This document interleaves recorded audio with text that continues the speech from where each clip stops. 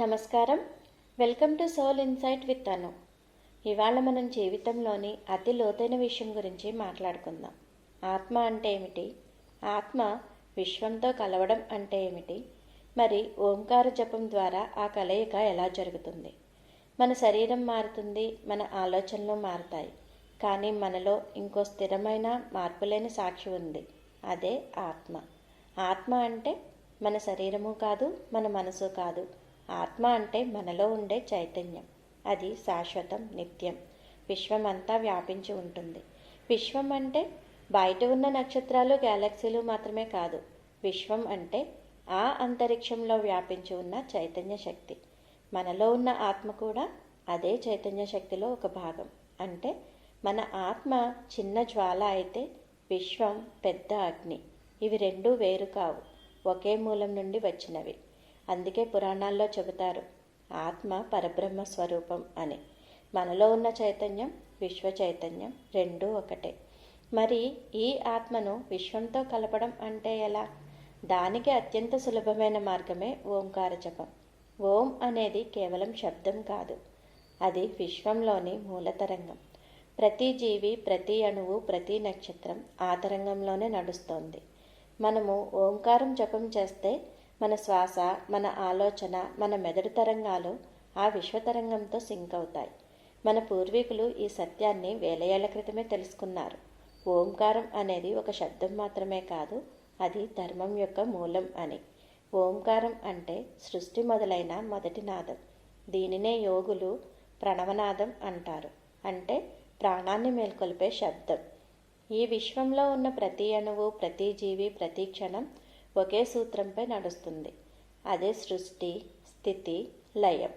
మన చుట్టూ ఉన్న ప్రతి అణువులో బ్రహ్మ, విష్ణు, శివతత్వాలు పనిచేస్తూనే ఉంటాయి.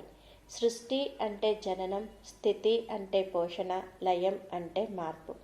ఈ మూడు శక్తులు కలిసి ఉన్నప్పుడు విశ్వం సంతులనంగా నడుస్తుంది. ఓం అనే ఒక్క శబ్దంలో ఈ మూడు రహస్య శక్తులు దాగి ఉన్నాయి. ఆ, ఊ, మాకారాల కలయికే ఓం. ఆ అంటే ఆరంభం, అంటే సృష్టి ప్రారంభం. దీనిని ఉచ్చరిస్తున్నప్పుడు శబ్దం నాభి ప్రాంతం నుండి మొదలవుతుంది. ఇది మన శరీరానికి శక్తిని ఇస్తుంది.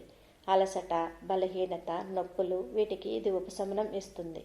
ఊ అంటే స్థితి, ఈ సృష్టి నడుస్తున్న స్థితి. ఈ ధ్వని గుండె, గొంతు ప్రాంతంలో ప్రకంపిస్తుంది. ఇది భావోద్వేగ సమతుల్యం ఇస్తుంది.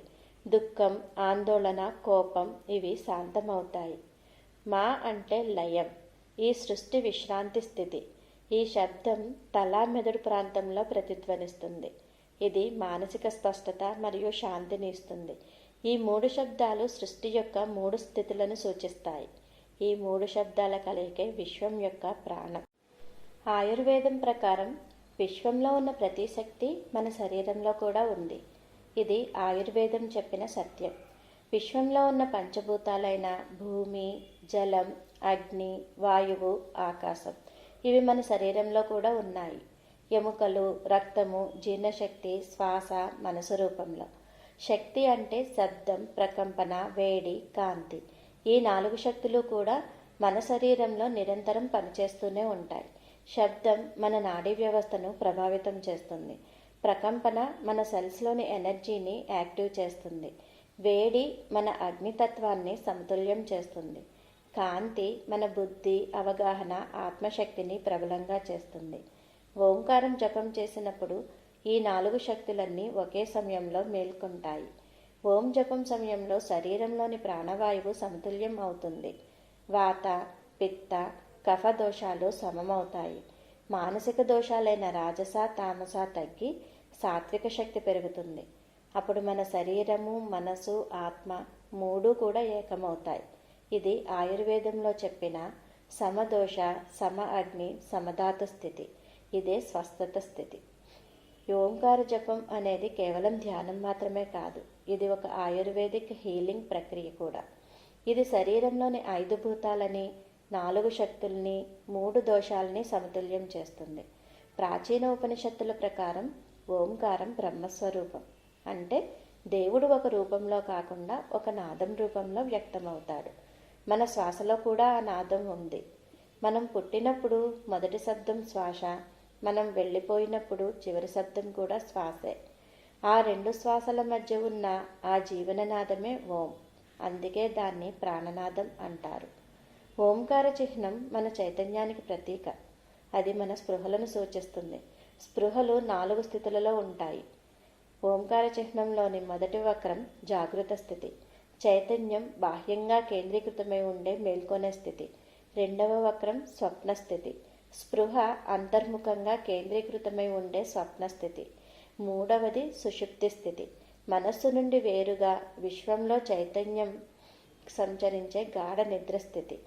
మరియు పైన ఉన్న బిందువు తురీయ స్థితి. బాహ్య మరియు అంతర్ముఖ రెండింటినీ ఒకే సమయంలో కేంద్రీకరించే అతీంద్రియ లేదా స్వచ్ఛమైన చైతన్య స్థితి. ఆత్మ యొక్క ప్రశాంత స్థితి. అది శబ్దం దాటి ఉన్న నిశ్శబ్దం. ఓంకారం మనల్ని ఈ 4 స్థితుల గుండా తీసుకువెళ్తుంది. ఇది మనలోని పరమాత్మతో కలుపుతుంది. ఓంకారం ఒక మాట కాదు, ఒక మంత్రము కాదు. ఇది మన ఆత్మ యొక్క స్వరమే. ఈ నాదం మనలోని శాంతిని మేల్కొల్పి మనలో ఉన్న దైవత్వాన్ని గుర్తు చేస్తుంది. ఓంకారం జపించే విధానం తెలుసుకుందాం. ఓంకారం 3 శబ్దాల కలయిక అని తెలుసుకున్నాం కదా. ఆ, ఉ, మా అన్నది ఒక ప్రవాహంలా వస్తుంది. నాభి నుండి తల వరకు శక్తి పైకి ఎగబాకేలాగా. ఓం నాదం ముగిసిన తర్వాత వచ్చే నిశ్శబ్దం అత్యంత పవిత్రమైనది. ఆ నిశ్శబ్దంలోనే మన ఆత్మస్వరూపం కనిపిస్తుంది. ముందుగా మనం ఓం జపం ప్రారంభించే ముందు మన శరీరాన్ని, మనసును సిద్ధం చేయాలి. ఒక ప్రశాంతమైన ప్రదేశం ఎంచుకోండి. వెన్ను నిటారుగా ఉంచి సౌకర్యంగా కూర్చోండి. కళ్ళు మూసుకోండి. 2 చేతులు మోకాళ్ళ మీద చిన్ముద్రలో ఉంచండి. ఇప్పుడు మన శ్వాసను గమనించండి. లోపలికి గాలి తీసుకోవడం, బయటికి విడిచే శ్వాస. ఆ లయలోకి మనసును మెల్లగా తీసుకువెళ్ళండి. ఇప్పుడు పూర్తిగా శ్వాస నాభి వరకు తీసుకుని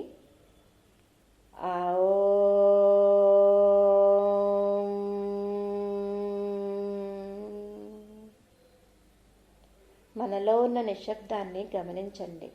యోగులు చెప్పిన ప్రకారం ఓం జపం అంటే శబ్దం చేయడం మాత్రమే కాదు, శబ్దం తర్వాత వచ్చే శాంతిని అనుభవించడం. రోజు 5 నిమిషాలు ఓం జపం చేస్తే ఇది మన శరీరము, మనసు, ఆత్మను సమతుల్యం చేస్తుంది. ఇది మన నాడులను రిలాక్స్ చేస్తుంది. మన భావోద్వేగాలను సమతుల్యం చేస్తుంది. మనకు ఒక స్పష్టతను, పాజిటివిటీని ఇస్తుంది. ఓంకారం జపించే సమయాలు ఉత్తమంగా ఉదయం సూర్యోదయ సమయం లేదా సాయంత్రం సూర్యాస్తమయం. ఓంకారం మనలోని దైవాన్ని మేల్కొల్పే మంత్రం. దాన్ని సరిగ్గా ఉచ్చరించినప్పుడు మన శరీరం విశ్వనాథంతో సమన్వయం అవుతుంది. మనం యోగా చేయాలన్నా, పూజ చేయాలన్నా, ధ్యానం ప్రారంభించాలన్నా మనమందరం ఓం శబ్దంతోనే మొదలు పెడతాం. కానీ ఎప్పుడైనా ఆలోచించారా ఎందుకు ప్రతి ప్రార్థన ఓంతోనే మొదలవుతుంది అని? అది కూడా తెలుసుకుందాం. ఆ శబ్దం వెనుక ఉన్న శక్తిని మరియు దాని లోపల ఉన్న ఆత్మసత్యాన్ని. ప్రాచీన ఋషులు చెప్పినట్లు ఈ విశ్వం ఒకే నాదం నుండి పుట్టింది. ఆ నాదమే ప్రణవనాదం, అంటే ఓం. అది ఒక అస్తిత్వం. ఓం జపించినప్పుడు మన చైతన్యం విశ్వ చైతన్యంతో కలుస్తుంది. అదే మనం దేవుడితో మాట్లాడే మొదటి భాష. అందుకే ప్రతి ప్రార్థన, ప్రతి మంత్రం ముందు ఓంని ఉచ్చరిస్తాం. అది మన మనసుని సృష్టి మూలంతో కలుపుతుంది. మనసు చాలా శబ్దాలతో నిండిపోయి ఉంటుంది. భయాలు, ఆలోచనలు, భావాలు. ప్రార్థన అంటే మనసుని ప్రశాంతం చేయడం, దేవుని వైపు తిరగడం. కానీ మనసు గందరగోళంగా ఉన్నప్పుడు దైవ చైతన్యం మనలోకి ప్రవేశించలేదు. ఓం జపం మనసుకు ట్యూనింగ్ లాంటిది. ఇది మన మైండ్ ఫ్రీక్వెన్సీని డివైన్ ఫ్రీక్వెన్సీతో సమన్వయం చేస్తుంది. ఓం నాదం వినగానే మన హృదయం నిశ్శబ్దం అవుతుంది. ఆ నిశ్శబ్దం నుంచే భక్తి పుడుతుంది. యోగాలో మనం ఓంతో ప్రారంభిస్తాం. ఎందుకంటే ఇది మన శరీరంలోని ఎనర్జీ సెంటర్స్ని బ్యాలెన్స్ చేస్తుంది. శ్వాస, మనసు, శరీరం ఈ మూడింటిని ఒకటిగా కలుపుతుంది. ధ్యానం ముందు ఓం అంటే మన మనసును బయట ప్రపంచం నుండి లోపలికి తిప్పడం, మనలోని ఆత్మ వైపు ప్రయాణం మొదలవుతుంది. మంత్రం ముందు ఓం అంటే ఆ మంత్రానికి జీవం ఇవ్వడం. ఓం లేకుండా మంత్రం శబ్దం మాత్రమే. ఓంతో మంత్రం శక్తి అవుతుంది. ఓంకారం అంటే ఆరంభం. ప్రతి ప్రార్థన మొదలుపెట్టే ముందు మన జీవన శక్తిని గుర్తు చేసుకోవడం. ఓం అంటే నేను విశ్వంలో ఒక భాగం అని మనసుకు చెప్పడం. దాంతో మనలో అహం తక్కువై ప్రార్థనలో మనం భగవంతునితో ఏకమవుతాం. ఆ శబ్దం మన వ్యక్తిగత ఆలోచనల నుండి విశ్వ చైతన్యంలోకి ప్రవేశించే ద్వారం. ఓం అనేది కేవలం మంత్రం మాత్రమే కాదు, ప్రార్థనకు తాళం తీసే తాళం చెవి లాంటిది. ఓంతో ప్రార్థన మొదలు పెడితే మన హృదయం డివైన్ ప్రెజెన్స్కి తెరుచుకుంటుంది. చాలామందికి తెలుసు ఓంకారం అంటే పవిత్ర శబ్దం, దేవుని నాదం. కానీ ఎప్పుడైనా ఆలోచించారా మీరు? ఓం జపం చేసినప్పుడు మన శరీరము, మెదడు, మనసులో ఏం జరుగుతుంది అని? మనం ఓం అని ఉచ్చరిస్తే మన గొంతులో, గుండెలో, తలలో ఒక సున్నితమైన వైబ్రేషన్ పుడుతుంది. ఆ వైబ్రేషన్ శబ్దం మాత్రమే కాదు, అది ఒక శక్తి తరంగం. ఈ శక్తి తరంగం మన శరీరంలోని కణాల వరకు చేరుతుంది. మన కణాలు కూడా ఫ్రీక్వెన్సీతో వైబ్రేట్ అవుతాయి. ఓం చాంటింగ్ వల్ల ఆ ఫ్రీక్వెన్సీ హార్మోనైజ్ అవుతుంది. దీని ఫలితంగా మజిల్ టెన్షన్ తగ్గుతుంది, హార్ట్ రేట్ బ్యాలెన్స్ అవుతుంది, బ్లడ్ ప్రెషర్ నార్మల్ అవుతుంది, బ్రీతింగ్ రిథం కామ్ అవుతుంది. ఇది మన శరీరాన్ని హీలింగ్ మోడ్లోకి తీసుకువెళ్తుంది. మన గొంతు భాగంలో ఒక ముఖ్యమైన నాడి ఉంటుంది, వేగస్ నెర్వ్. ఇది బ్రెయిన్ నుండి బాడీ ఆర్గాన్స్ వరకు వెళ్ళే కమ్యూనికేషన్ లైన్ లాంటిది.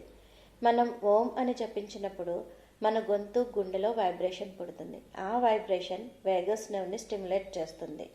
దీనివల్ల పారాసింపథెటిక్ నర్వస్ సిస్టమ్ యాక్టివేట్ అవుతుంది. అంటే మన శరీరం రిలాక్స్ మోడ్లోకి వెళ్తుంది.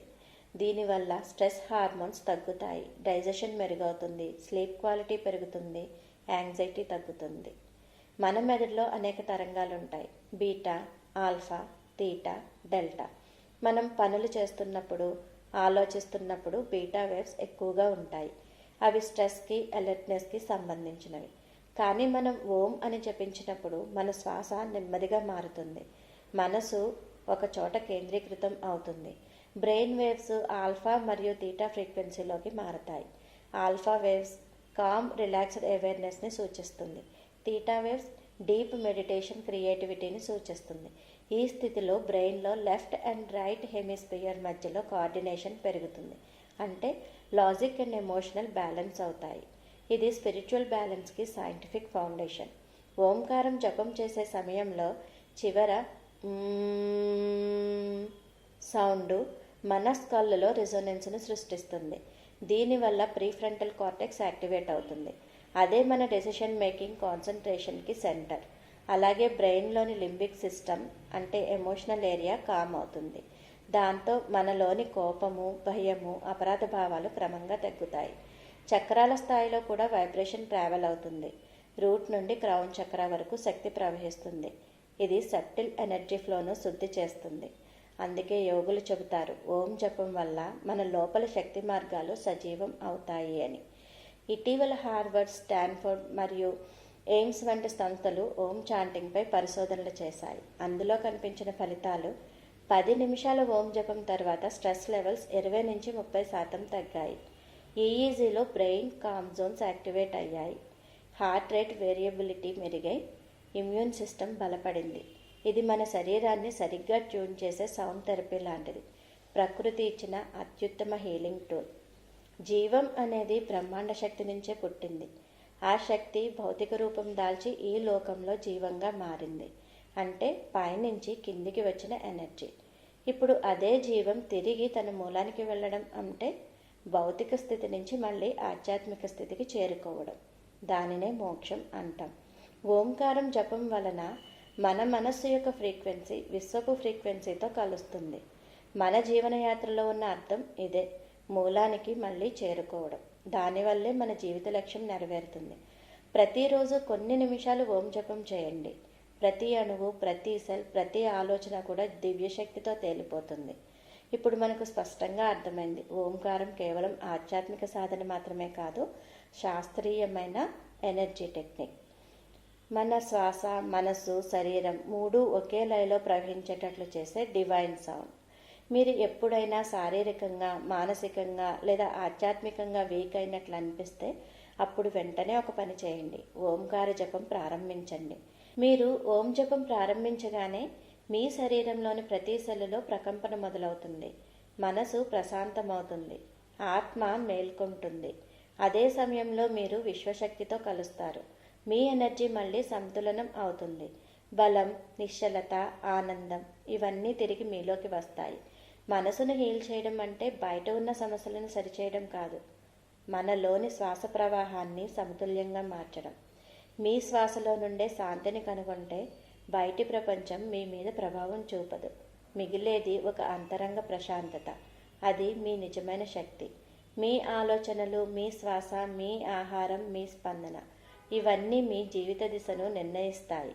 మీ జీవితం ప్రశాంతంగా, ఆరోగ్యంగా ఉండాలంటే గుర్తుంచుకోండి, అది ఎవరి చేతుల్లోనూ కాదు, మీ చేతుల్లోనే ఉంది. ధన్యవాదాలు. ఈ వీడియో మీకు నచ్చినట్లయితే లైక్ చేయండి, మీ ఫ్రెండ్స్ అండ్ ఫ్యామిలీతో షేర్ చేయండి. మీ అభిప్రాయాలను కామెంట్స్లో రాయండి. ఇలాంటి మరిన్ని ఆసక్తికరమైన అంశాలను తెలుసుకోవాలనుకుంటే మా ఛానల్ను సబ్స్క్రైబ్ చేయండి. లోకా సమస్త సుఖినో భవంతు, సర్వే జనాః సుఖినో భవంతు.